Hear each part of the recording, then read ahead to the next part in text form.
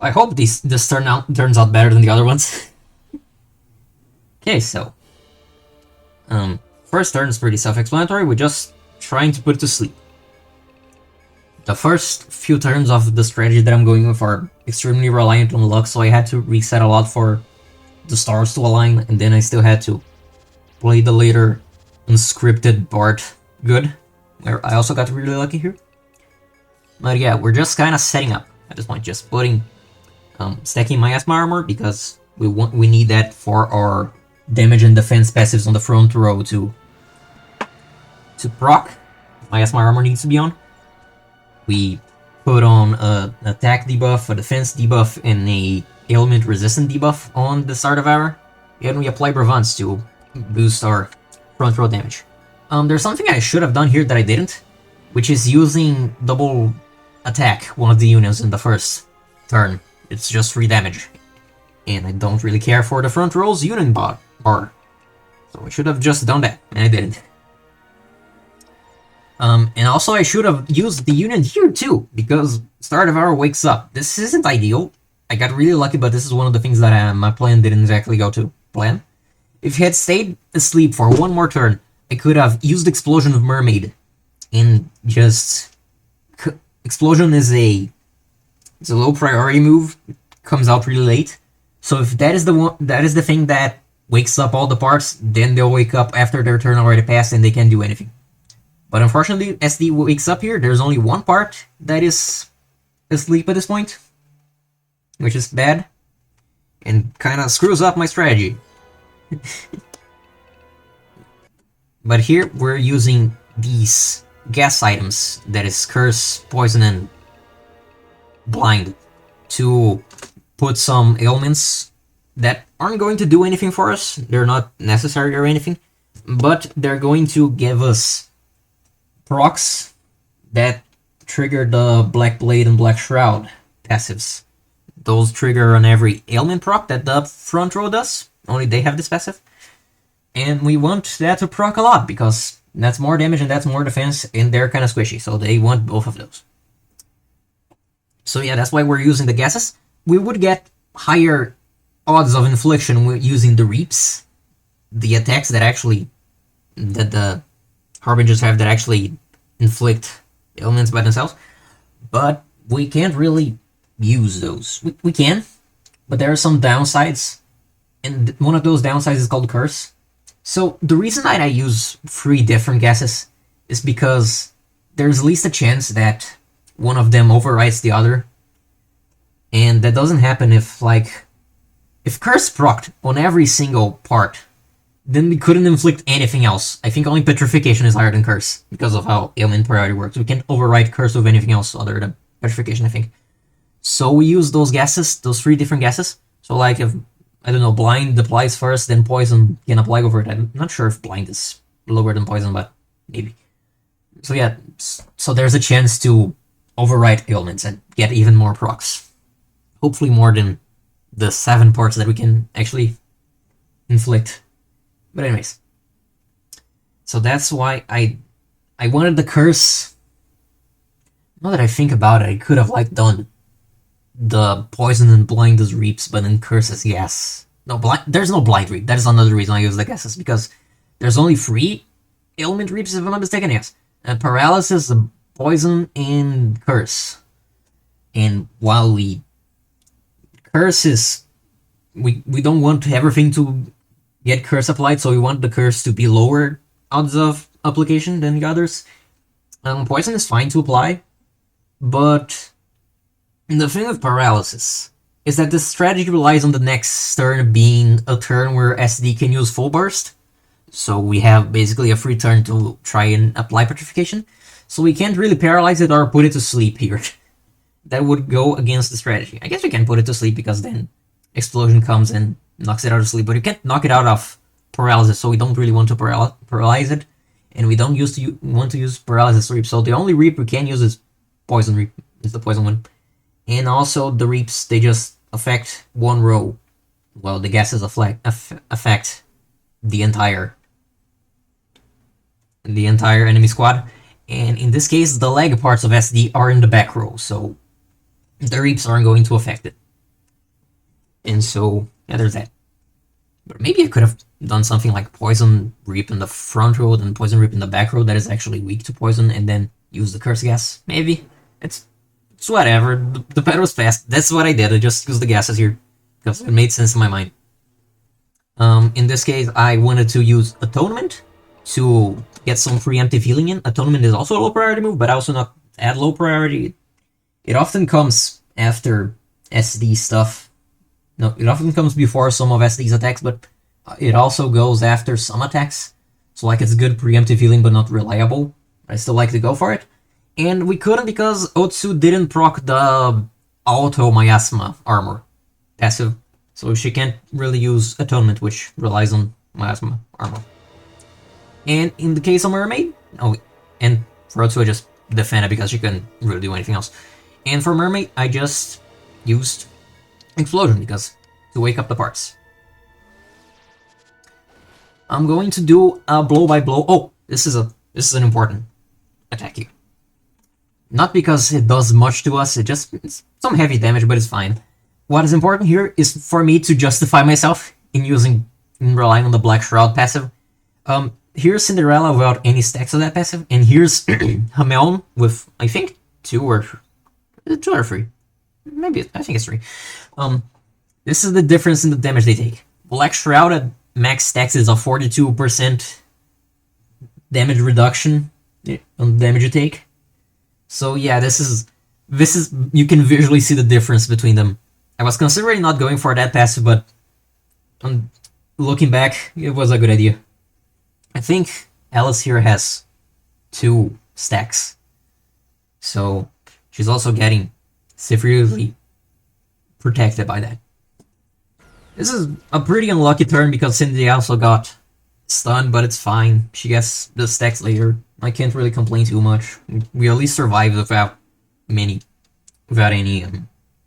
elements.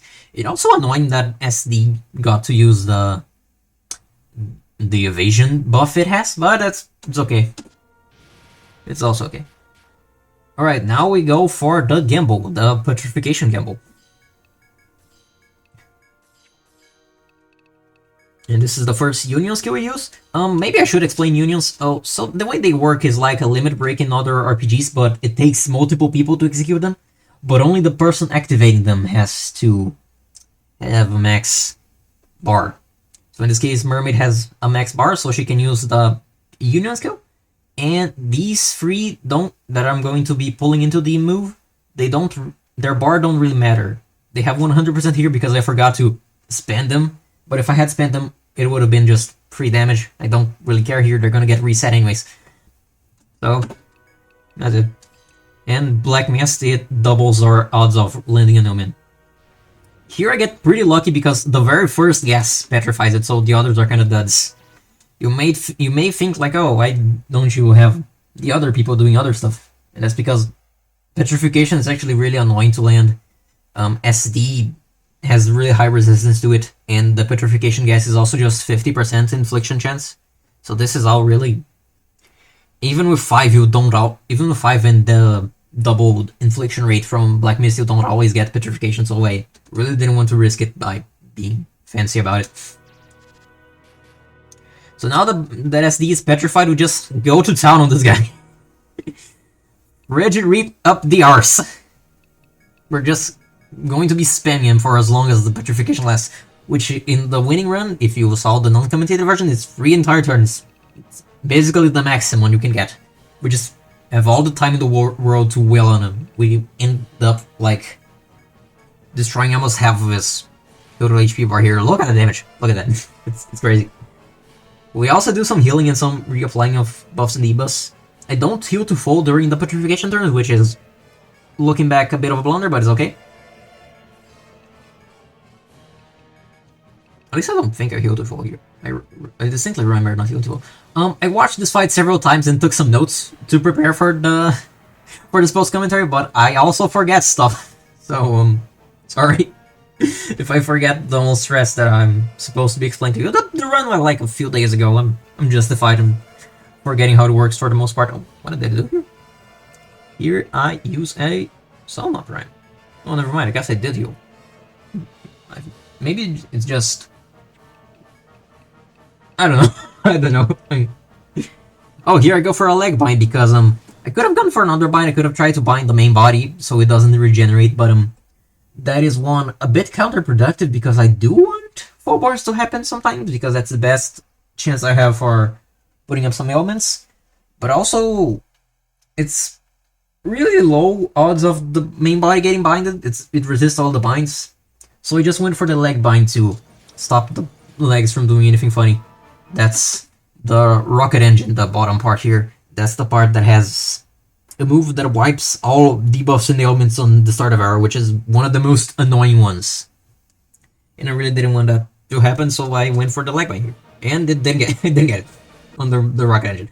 I got it on the back side, but yeah. So now we start the battle for real. This goes completely unscripted. The first thing we want to do is apply more ailments on it. So that's why we're going for a curse here.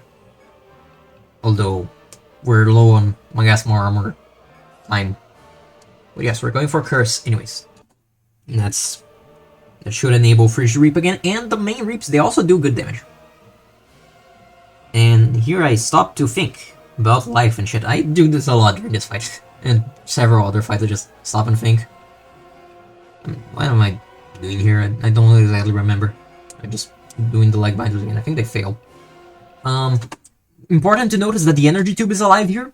This thing in this head part, this thing can heal. That's the worst thing it can do. It can heal the start of arrow for like 9,000. It's pretty bad.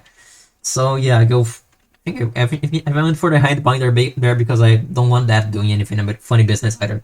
It also has a lot of... It also has an attack buff and an attack buff... No, an attack buff and a defense buff. Derp. Those would override the buffs, the debuffs that I put on. So yeah, I don't want that part doing anything at all. And I don't get the bind here, if I'm not mistaken. Yeah, it uses the attack buff. And wipes the curse with the leg part that I failed to bind twice. Oh, this is a lucky attempt, by the way. I got insanely lucky to compensate for this early stuff. So now SD is only one part from doing full burst again, which is both good and bad. It's good because we're gonna get a free turn in the near future, and it's bad because it's going to have it has 3 chances of attacking us here. It has the it has the towering sword, it has the rocket engine, it has the back part that I forgot the name of. I don't remember this one. But yeah, these 3 can attack us, and that's bad. We don't want to get attacked. And in fact, I want to get attacked so little that I end up doing something dumb here, I think. It was this turn. Look at this. I end up moving the front row to the back. This is a dumb choice. I was doing this because the back row here, the 2 Earthlings, they're technically tankier on their own. They have more HP, they have more defense. But the thing is, these have Black Shroud. They have the extreme defense buff applied to them already. Cindy is slacking a little bit, but they're not low health. They don't really have a reason to be in the back row. They don't need this extra protection. In fact, I'm kind of just endangering Otsu and Merm. But if I'm not mistaken, this is what ended up saving Cindy, putting her in the back row. Because this turn, as I said, 5 things get to attack us. We decide to... No, what am I saying? I decide to reapply my asthma armor already. Just start stacking it again because we're running low. And the front row uses if I'm not mistaken, it's a preemptive atonement and I think a debuff. But yeah, this turn is interesting because I got insanely lucky. First things first, we get a headbind. That's bad, but not too bad. It doesn't really affect us much. It uses the defense buff. That's pretty annoying, but okay. Here, Atonement comes off, and it doesn't really heal us for anything. It just mildly puts us back at full HP from the little damage we had on us. It's not very material to the general success of the fight. It should have come out later, but it didn't. That's it. And here, it uses this attack, and hits Merm twice. That's bad, but also it misses Cindy. This is important. This is gonna be important later. Merm gets hit twice, and she gets pretty low, but Cindy is fine. For now. Now it uses the exhaust and deals very heavy damage and blinds everyone. And oh god, this Cindy is close to death, and so is Mermaid. Oh no, here comes Volt Shot. Misses Cindy. If this didn't miss, I'd have reset. In fact, this missed and the other thing missed. If Cindy got hit and again, or maybe if she was in the front row, she may have taken more damage and perished early. And like, oh, lost this run? I really don't want to have to put up my asthma armor again and do all that shit. But yeah, we are blinded, we are low in health, but at least I survived, so this is a very lucky turn. And also didn't heal or do anything stupid. Alright, so now here comes a... Was this the full bar turn, or was this the turn where something stupid happened? Oh yeah, of course, first I move everyone back to the front. Was this the turn where the goofy thing happened? Holy shit, I think it was. I completely missed that, if it was. Okay, yeah, this is the turn. Look at the bullshit. Back. Look, the rocket engine is asleep. How did it happen? There's a stupid fucking passive that... Oh my god. There's this stupid passive called Judgment. I didn't get it because I wanted to get it. It's pretty useless in most situations. Every time the Harbinger gets attacked, it has a chance to use a sleep move. The sleep move itself is 100% chance, which doesn't mean it's guaranteed, but like it's very high odds of sleeping. Not guaranteed. The funny thing is the chances for it to proc. At the highest level, at level 10, it procs 30% of the time, so like every 10 times the Harbinger gets attacked, 3 of them it's gonna cast the sleep move. That is meh. It's not very good. If it was higher, it probably would be maybe a little busted, but as it is, it's kind of meh. I didn't take it on the Death Guard movesets, the back row ones. I did take it in the front row ones, because it's a prerequisite. It's a prerequisite for Judgment to be at level 3 for you to unlock Frigid Reap, which is dumb and stupid. I hate it, but I was forced to pick it, even though I knew that if this thing procced at the wrong time, it would completely fuck up my strategy, and this is what happened here. One of these, I don't remember which, got the... At level 3, it's like a 12% chance of it proccing. They got hit, landed this 12% chance, put the rocket engine to sleep, and then that means that this thing that should have been a full burst turn is not. We're gonna have to weather another turn. At this point, I'm kind of crashing out. I remember that I was like, oh no. Oh shit happened. So here I'm decided to go for a sleep again. In hopes of like, one part's already asleep, like, maybe. Just maybe. I decide to heal too. I use a Soma Prime, which has... Did I use a Soma Prime? I think I did. Come on. Make your decision, admin of the past. Stop looking at the buffs and the debuffs on the enemy, though. You. Oh, why did I... Oh, yeah. Oh, yeah, I think I thought that I was just cooked here. And I decided to forego the safe healing. So instead, I use Eroding Miasma to counteract the defense buff it used on the other turn. And here with Mermaid, I'm going to use Atonement. And that's my only line of defense against 3 parts that can attack me. There's the Agile Sword, there's the Towering Sword, and there's the back half that I always forget the name of. I don't remember that one. Exhaust Pipe or something. I don't remember. No, Exhaust is the name of one of the attacks. Whatever. So yeah, Atonement is the only healing we have here. But fortunately, the Agile Sword goes for a parry, which it nullifies all of the physical damage you do to the start of arrow, which is bad, but like, we're not attacking, so whatever. That's just a turn and wasted. The gas, it works really fucking well for putting all the bars to sleep. And we get the healing. And we wipe all of our ailments. And it doesn't get to act again. And we get a Rolling Miasma. This is an insanely lucky turn. We turned a bad situation into a really good situation, because what happened here, I think I even went to check after this turn. The only thing that isn't slept here is the main body. This is surprisingly good. This is about as good as the main body being asleep, because now the other parts can act. And also, since the main body didn't get to sleep, it's not accumulating sleep resistance. There's a mechanic in this game that, like, every time you apply an ailment to an enemy, it gets some resistance to that ailment. It also applies to you, but, like, I put it as start of arrow to sleep, then it's gonna have, like, a 50% increase in the sleep resistance that lasts for... It slowly degrades, and, like, by the 8th turn after the ailment goes away, it's completely gone. So, like, once sleep goes away, there's a 8-turn timer where it slowly fades away. So yeah, since we didn't sleep the main body here, it didn't get this extra resistance.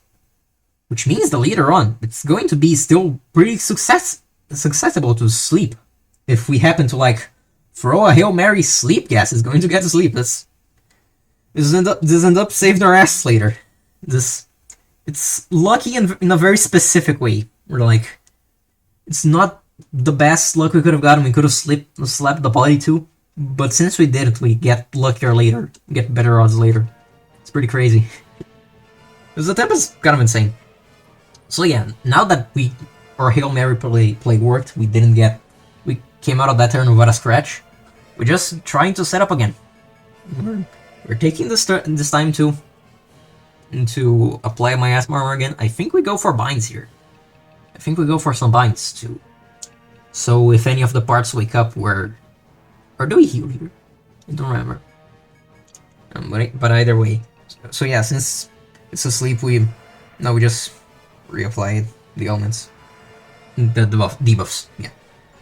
If I had gone for some binds, then I wouldn't have to worry about the parts waking up, because while binds don't stop the full burst, but they do stop the parts from acting on their own, doing their own moves.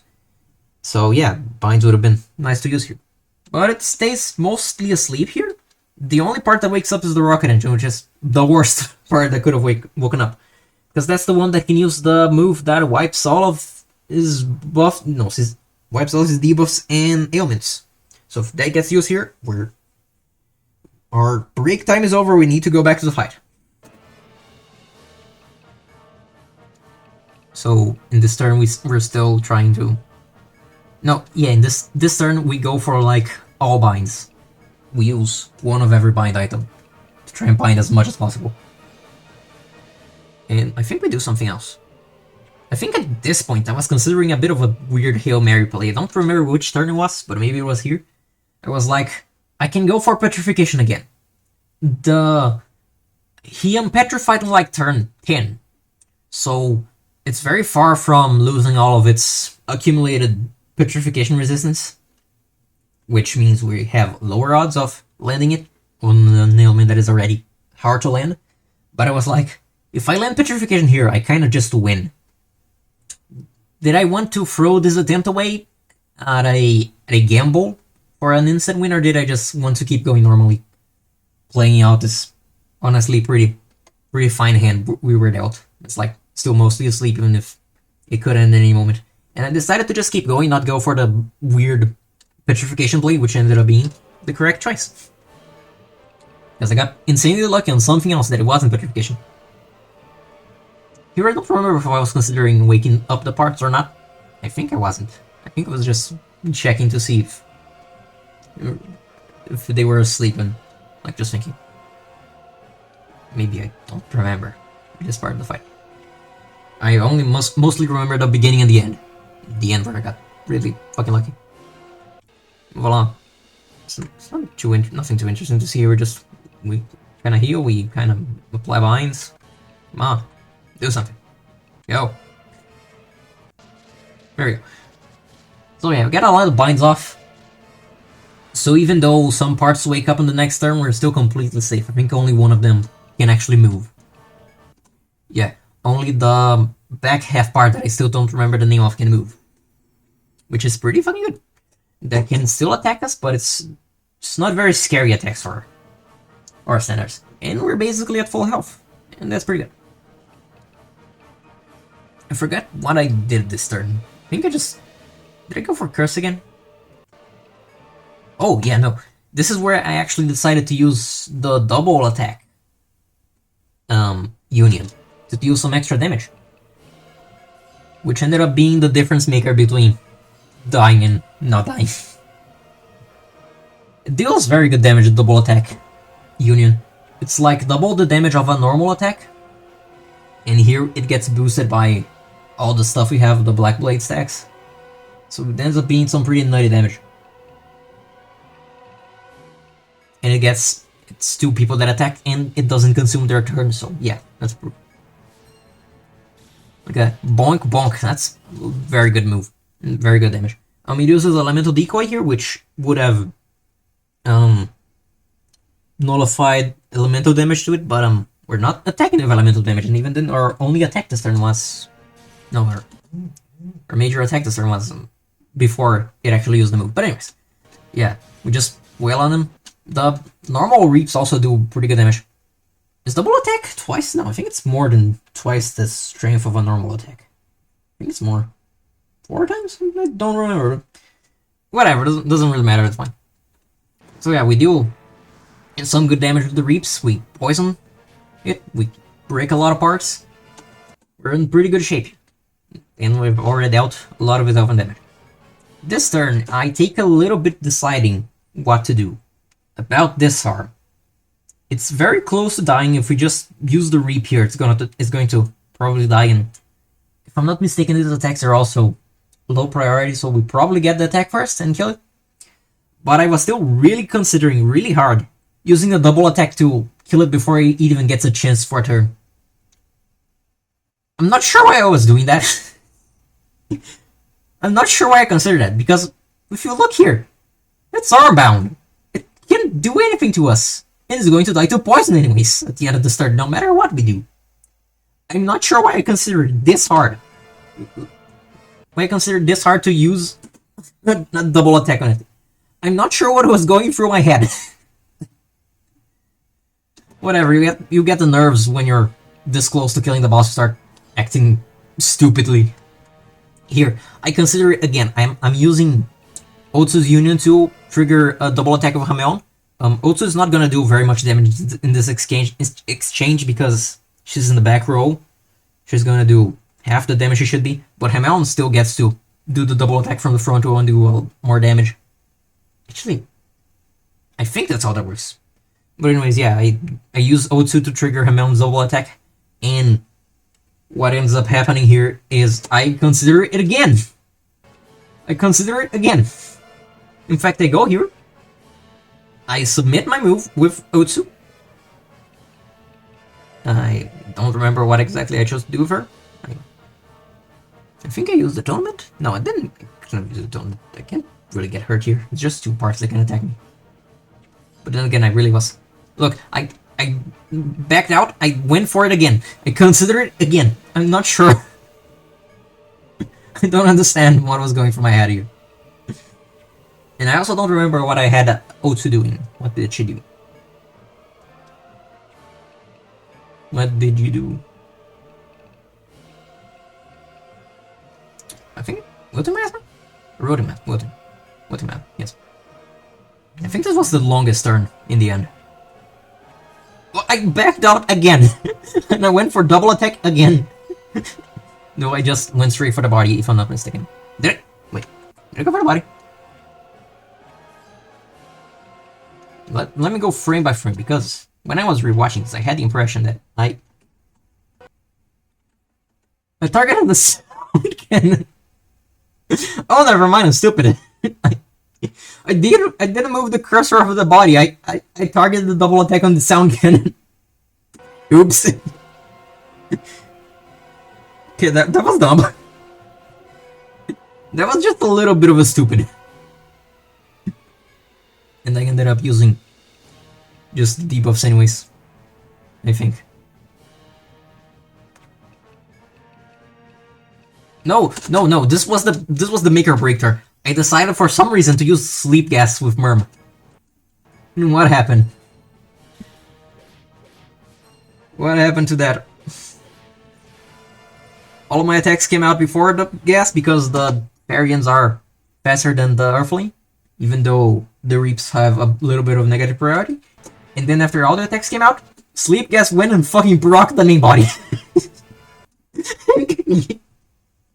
Look at it. Look at it. Stupid. I didn't deserve this win. I'm not gonna lie. I did not deserve this. I did some stupid shit. I got really lucky and I won. That's what happened here. Oh my god. So yeah, at this point I just need to set up the kill. There's nothing else to say here. Fuck. Really got him though. The moment of the kill. Bam. So yeah, that's what's the fight. Get him. I did some stupid stuff. I got lucky. I won. That's about the size of it. Next time, Dragoons, hopefully. If that doesn't take forever to record again.